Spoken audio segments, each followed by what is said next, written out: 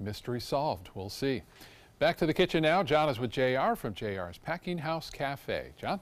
And I'll tell you what, JR is cooking up a feast in here. This looks absolutely fantastic. We're going to start with the pork leg. We're going to cut slits in it and put a boatload of cloves in there, whole, and then we're going to just douse it with some oregano and some seasoning mix.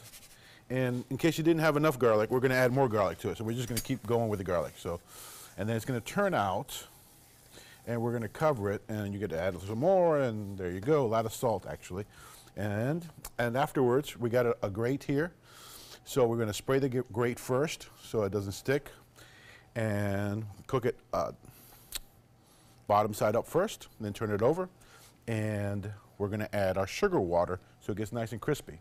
So to this, we're going to add mojo and sour orange juice and a little sugar water later on, and we'll get the crispiness looking thing over here, and that'll be quite yummy. And if it'll look like this once you pull it out of the oven, upside down, and hopefully like this when we're done. Now, you're cooking pork here, right? Yes. The name of this dish is what? Pernil de puerco. I practiced that. Yeah, I practiced that. Right, yeah, well, I practiced you that. said it very well. Yeah, yeah. I don't know if my aunt will agree. However, I faked it pretty good. So anyhow, we got some yuca here, which is, you've seen these at the store. This is what it looks like when you get them raw. And then you peel them like a potato, and you just boil them till they're tender. And hopefully there's some left over, and you can fry them later. So it's basically water, salt, and then afterwards we reduce, and we're going to add a little butter, a little more salt, and it's going to be nice and salty. So it tastes like a potato, basically.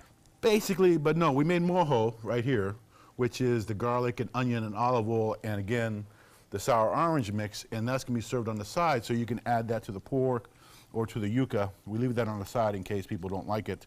Generally speaking, it's like barbecue sauce for us. I mean, it goes on everything. And then we also brought plantains, so this is the green one.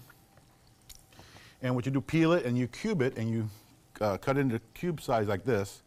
And then you fry it at 250 for a little while till it gets nice and brown. Deep fried or just deep fried sauteed? Or pan fried if you like, but deep fried is traditional. And then you smash, you use that fancy spray stuff so everything doesn't stick, and then it turns out like that afterwards. I'll be darned. And then in the meantime, we're also, since we're on this side of the plate, we're going to do some moto, which is right here. And we're mixing sofrito over here. So the moto, basically, we take in our dry black beans, we rinse them, we make sure there's nothing or non-black bean in there.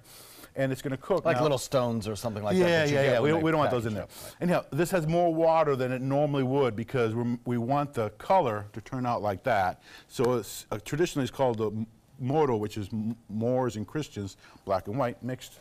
And basically we just stick the rice in there, let it cook, and we'll take this sofrito we're cooking over here, which we got our bacon going, which is actually the primary base sauce to everything we make is a sofrito. So once you've got this down, you just take your bacon already, leave the bacon fat in there. Yes, it's very healthy for you, sure.